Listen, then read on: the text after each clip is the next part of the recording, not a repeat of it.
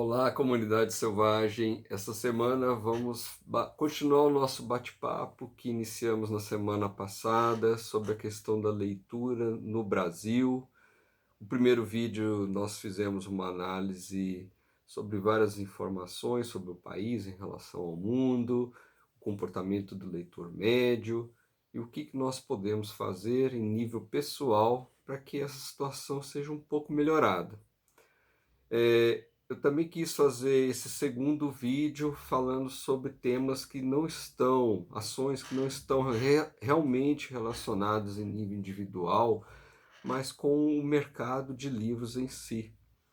E vou abordar de uma forma um pouco, talvez, simplificada demais, porque realmente não sou uma autoridade no tema, e a intenção aqui é mais a gente abrir um ponto de reflexão e trazer algumas sugestões, nada mais do que isso, mesmo que seja de uma forma muito simplificada. Mas eu acredito que das ideias simples é que vem a reflexão e a solução de grandes problemas. Bem, eu vou abordar esse vídeo aqui sobre dois aspectos, né? O aspecto dos autores de livros e das editoras. Eu acho que existe um espaço para melhoria nesses dois âmbitos, né? Bem, primeiro, queria traçar alguns comentários sobre a questão, a preocupação dos autores em escrever os seus livros. Eu tenho frisado muito que a leitura ela tem que ser um hábito de prazer aliado ao aprendizado.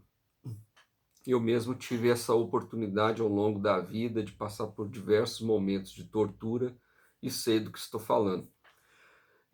Ler, principalmente alguns temas do conhecimento, não são prazerosos.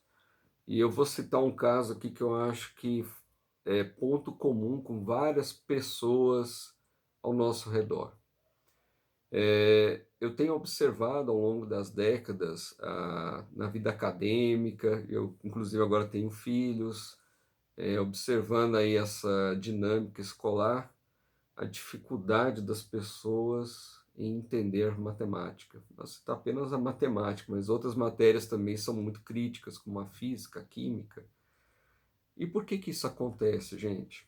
Vou tomar um cuidado aqui para não mostrar a capa do livro, nem o autor, mas livros de cálculo, né, que tratam sobre o tema da matemática são terríveis.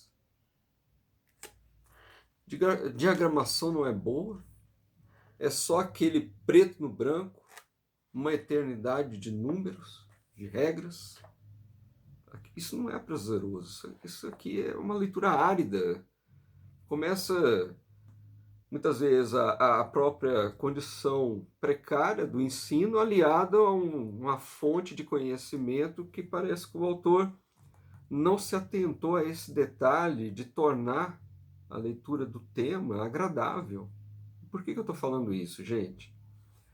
E vou pegar um exemplo aqui fora da zoologia, porque é um tema que me agrada e nem sempre eu teria isenção de falar de um tema que já me agrada, porque eu vou pegar um livro de zoologia com outros olhos, com uma expectativa positiva. Eu quero pegar um tema totalmente separado da zoologia, mas é um tema também que traz dificuldade para vocês entenderem o ponto onde eu quero chegar. Bem, quando eu estava me preparando para os exames vestibulares, eu me deparei com uma dura realidade. Eu era egresso de um curso técnico, eu fazia um curso que tinha a parte comum e a parte técnica tudo junto. Então eu fazia um ensino integral, eu estudava o dia inteiro, tendo as duas partes em comum. Só que naquela época, quem fazia um ensino técnico não tinha essa parte comum, né? A base da física, química, matemática, no mesmo nível de aprofundamento de quem optava por fazer o ensino médio curricular comum. A gente, nesse aspecto, a gente saiu um pouquinho defasado. Então, mas, por outro lado, o curso que eu fiz possibilitou o aprendizado, né, a facilidade de ser autodidata. Não era isso que iria me atrapalhar. Então, quando eu estava me preparando para o vestibular, eu adquiri vários livros, comecei a estudar por conta. E, geralmente eu estudava 2 ou 3 disciplinas por dia. Nessa época eu estava trabalhando e na hora do almoço eu pegava um tempinho que sobrava e ia realmente me dedicar a estudar para o vestibular. Eu tinha um colega na época que também estava passando pela mesma fase. Aí a gente trocou alguns minutos de conversa. Ele falou assim: o que você está estudando agora? Expliquei para ele que eu estudava várias disciplinas, né, ao longo do tempo, ao longo dos dias, não focava realmente em um tema. Mas eu estava com uma dificuldade tremenda em química. O livro que eu tinha escolhido para estudar, ele não ajudava. Era uma leitura tipo desse livro de cálculo aqui, bem árida. Era difícil concentrar, porque aliava a questão de que eu precisava trabalhar para me manter e ainda ter que estudar. Estava difícil. A leitura não ajudava. Então, e ele me indicou, não estou fazendo propaganda nenhuma, a autora desse livro aqui nem me conhece, mas ele me indicou esse livro aqui que eu acho que fez toda a diferença. Química Integral, da Marta Reis. Se você teve a oportunidade de entrar em contato com essa obra, sinta-se parabenizado. É uma obra excelente. É tudo o que um autor deve se preocupar em colocar no seu livro, está aqui.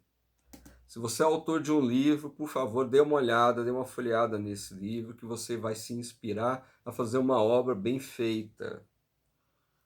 Por que essa obra aqui é um ponto fora da curva? Bem, ela não fica restrita apenas à questão do cálculo estequiométrico, a apresentação dos elementos químicos. Ela faz isso, mas faz de uma forma que te cativa. A diagramação do livro é excelente. Tem vários quadros coloridos, textos pequenos resumidos em destaque, pontos de discussão, apresentação da história da química, pontos de reflexão, experiências que você pode fazer em sua casa, atividades diferentes relacionadas à química, ou seja, ela consegue contextualizar a química no seu dia a dia, isso é muito importante para fixação do conhecimento.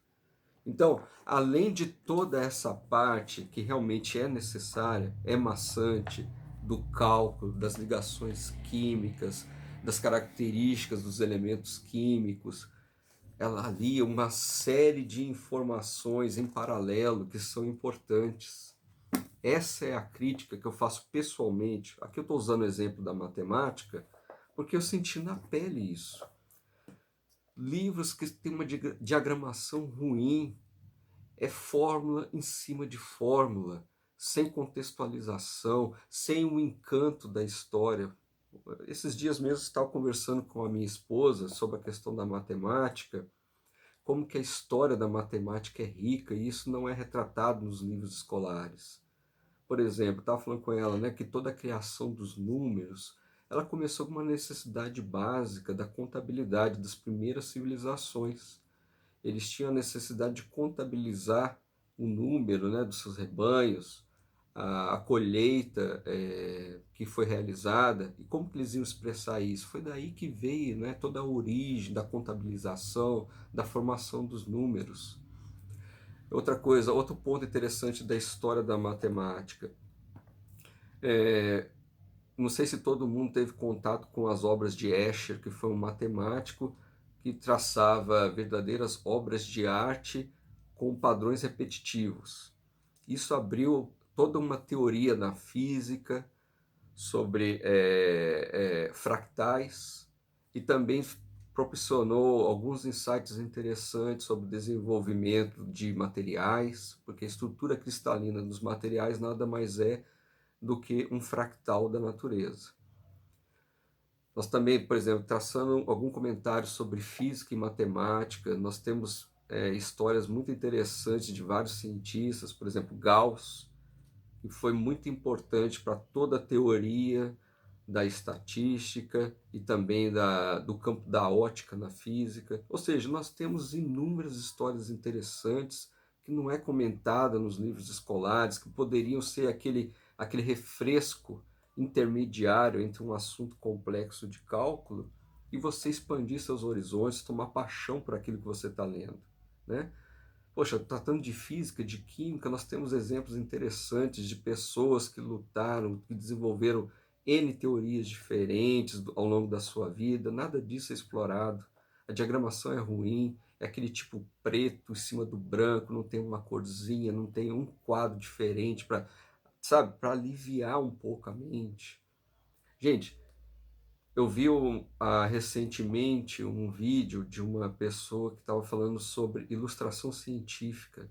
Ele deu uma informação importante. Nós, seres humanos, somos seres visuais. Para nós, uma imagem vale mais do que 1000 palavras. Se você é autor de um livro, pense nisso. Pode ficar um pouquinho mais caro o orçamento de sua obra? Pode ficar sim, porque você vai colocar elementos a mais que tudo que você coloca mais no livro custa mais. Mas uma coisa eu te falo, o resultado final é outro. Eu tenho, toda vez que eu tenho a oportunidade de abordar sobre esse tema, esse livro aqui, ó, é o meu exemplo número 1.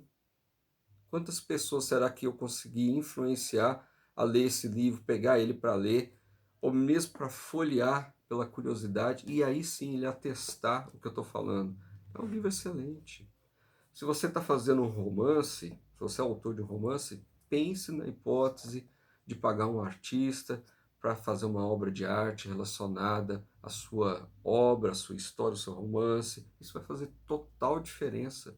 Eu mesmo tenho algumas obras aqui sobre romances, e aquelas que mais me cativam são aquelas que ali no corpo da obra, pode ser muito poucas as ilustrações, mas elas fazem aquela quebra na sua mente da leitura e faz você entrar no aspecto da imaginação, né?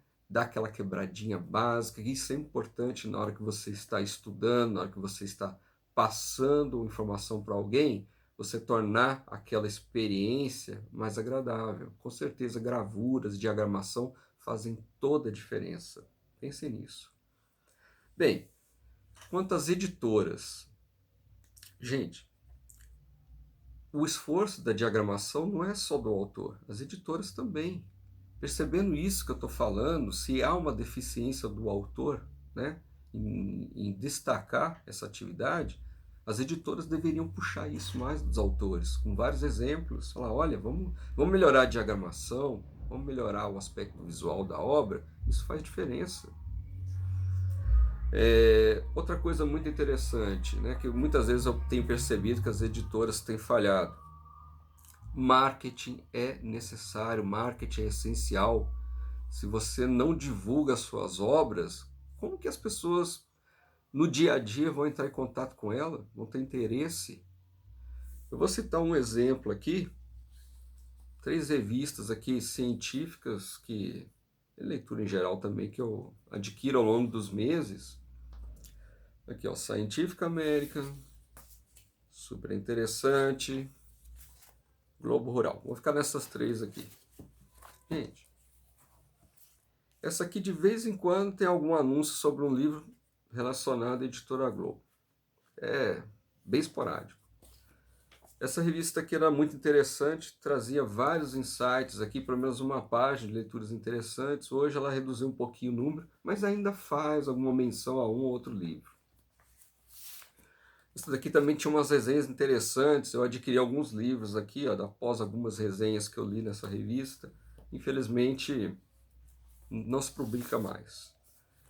Editoras, quer vender mais livro? Tem que investir em marketing. Ah, mas eu vou gastar, é caro, não sei o quê. Pense no retorno. Nós temos que pensar nisso. Se a gente não divulgar os livros e divulgar da forma correta, com resenhas bem feitas, com boas imagens, nós não vamos mudar a situação que muitas editoras e que o país está. Essa é a dura realidade. Hoje, com o desenvolvimento das plataformas digitais, muitas oportunidades se abriram, não necessariamente que você tenha que gastar muito dinheiro. Eu tenho percebido que o uso das plataformas digitais pelas editoras, ele não é aproveitado como deveria ser. Procure no YouTube sobre alguns programas de editoras que você conhece, sobre como tem sido a divulgação das obras, vocês vão ver que não estão aproveitando, não estão dando o devido valor. E a gente sabe que as plataformas digitais hoje influenciam o comportamento de muitas pessoas. É a principal fonte de entretenimento de muita gente. Então, editoras, aproveita essa chance. Com certeza o seu vídeo vai ter um alcance muito grande. Aproveite isso para divulgar as obras, né, dos seus autores. E aproveite também a oportunidade de vocês realizarem fóruns. Por que uma editora não se une com outras editoras para pensar em planos de divulgação conjunta? Isso não só vai abater a questão dos custos, como pode alcançar um maior número de pessoas. Soluções existem, gente. A gente só precisa colocar um pouquinho a mente para funcionar, ok? Tanto editoras, como autores, como pessoas. Não espere as mudanças estruturais, elas demandam muito tempo. O homo parasíticos não tem interesse em mudar a situação do país. Eles preferem que as pessoas continuem alienadas para serem massa de manobra. A mudança está nas suas mãos, no trabalho de formiguinha. Editoras, autores e pessoas, pensem no seu dia a dia, pensem diferente. Você pode fazer a diferença, ok? Eu espero que vocês tenham gostado, tanto do vídeo da semana passada, como o vídeo dessa semana. Trace os seus comentários, é muito importante que vocês exponham o que vocês acham, qual a sua visão sobre a leitura no Brasil.